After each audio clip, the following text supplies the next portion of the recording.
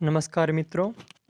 RS का exam बहुत ही नज़दीक है, समय बहुत कम रहा है, तो अच्छे से अध्ययन कीजिए और हम हमारे चैनल कृष्णा इंस्टीट्यूट पर आपको समय-समय पर जो इम्पोर्टेंट टॉपिक होते हैं, उनकी कक्षाएँ ला रहे हैं। चलिए हम अध्ययन करते हैं। सभी सब्जेक्ट के महत्वपूर्ण क्वेश्चन टॉपिक दिए गए हैं कि ज्योतिबा फुले क्या कह रहा है कि ज्योतिबा फुले जाति विरोध आंदोलन से संबंधित थे। महत्वपूर्ण लाइन है कि ज्योतिबा फुले तो जाति विरोधी आंदोलन से संबंधित थे। कथन में क्वेश्चन आता है इसे। फुले ने 1873 में सत्यबोधक समाज का गठन किया था। यह महत्वपूर्ण लाइन है, आपको पता होना चाहिए। ये दोनों लाइन ही आरएस प्री में आपको दिखाई दे सकती हैं इसे कथन। अब मिलान वाले हैं कि सुल्तानगढ़ी इल्तुतमिश से संबंधित हैं और लाल महल बलबन से और जमात खाना मस्जिद की से संबंधित है और अलाउद्दीन खिलजी से संबंधित है। और उसके बाद में देखिए कि 2.5 दिन का झोंपड़ा कुतुबुद्दीन ऐबक से संबंधित है। महत्वपूर्ण है चारों कथन, बहुत ही महत्वपूर्ण है। देख लीजिए फिर से कि सुल्तानगढ़ी इल्तुतमिश से, लाल महल बलबन से और जमात खाना मस्जिद अलाउद्दीन खिलजी से और 2.5 दिन का झोंपड़ा कुतुबुद्दीन ऐबक आपको पता होना ही चाहिए। और इसके बाद देखिए एक वृक्ष है, यूकेलिप्टस वृक्ष है, जो पर्यावरण के लिए एक खतरा है, हानिकारक वृक्ष है। उसके बाद देखिए 20वीं शताब्दी में क्या कह रहा है कि 20वीं शताब्दी में निर्धनता और निर्धन व्यक्ति हमारी चिंता और कर्तव्य के विषय बने। क्या कह रहा है कथन कि 20वीं शताब्दी के निर्धनता और निर्धन व्यक्ति हमारी चिंता और कर्तव्य के विषय बने। कारण देखिए, राजनीतिक रूप से यहाँ लक्ष्य भेदन क्रियाओं का अभाव था। इसके फलस्वरूप इस मुद्दे की गति मिली। क्या कह रहा है कथन, एक और दोनों क्या है, ए तथा आर दोनों सही हैं और आर ए की सही व्याख्या करता है, तो ये सत्य है। ऐसे क्वेश्चन आ सकते हैं, प्री में आते हैं।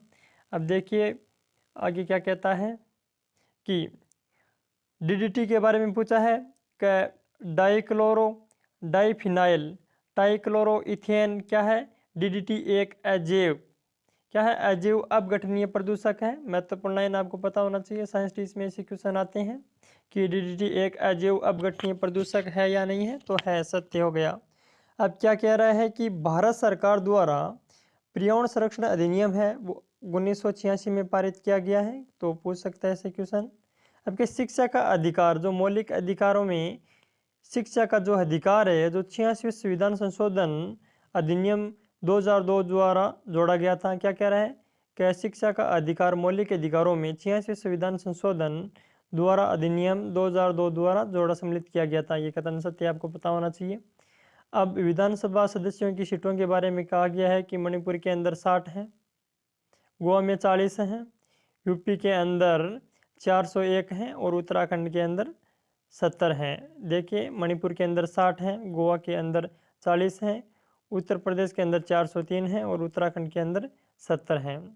आगे देखिए क्या कह रहा है कि माही नदी से संबंधित है क्वेश्चन है कि प्रश्न में से माही नदी, देखिए जो पीछे से एग्जाम हुए हैं, महत्वपूर्ण आने वाली जो पिछले पेपर से आते हैं उनसे बनाई गई ये सीरीज है। महानदी घाटी बेसिन क्षेत्रफल की दृष्टि से सबसे बड़ी है, महत्वपूर्ण लाइन है। और जो बेसिन में गंगा बेसिन देश का सबसे बड़ा बेसिन है, आपको पता होना चाहिए, गंगा बेसिन देश का सबसे बड़ा बेसिन है।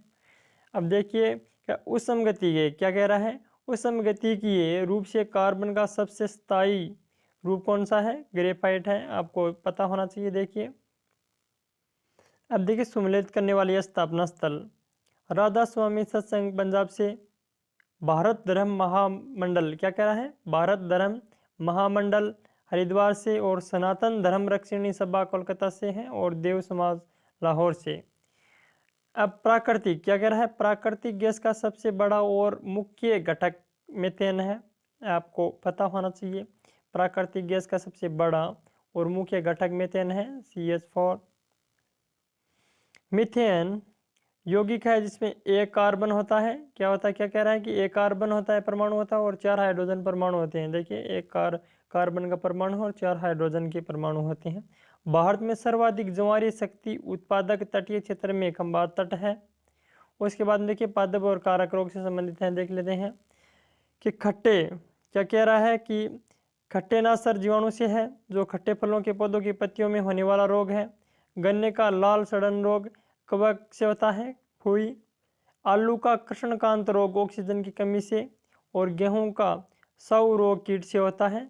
अब देखिए अभी कथन में क्या कह रहा है कि आगरा और दार्जिलिंग, महत्वपूर्ण लाइन है देखिए, बहुत ही महत्वपूर्ण है आरएस के लिहाज से। आगरा और दार्जिलिंग एक ही अक्षांश पर स्थित हैं। क्या कह रहा है? आगरा और दार्जिलिंग एक ही अक्षांश पर स्थित होने के बावजूद जनवरी में आगरा का तापमान 16 डिग्री सेल्सियस और दार्जिलिंग का 4 डिग्री सेल्सियस होता है। फिर ये इतना बड़ा अंतर कैसे है भाई? एक ही अक्षांश में है। अब देखिए कारण बता रहा है कि ऊंचाई के साथ तापमान घटता है। क्या कह रहा है? ऊंचाई के साथ तापमान घटता है तथा विरल वायु के कारण मैदानी प्रदेशों की तुलना में पर्वतीय प्रदेश अधिक ठंडे होते हैं। ये कथन सत्य हैं? क्या ए और दोनों ही सही हैं? और ए की सही व्याख्या करता है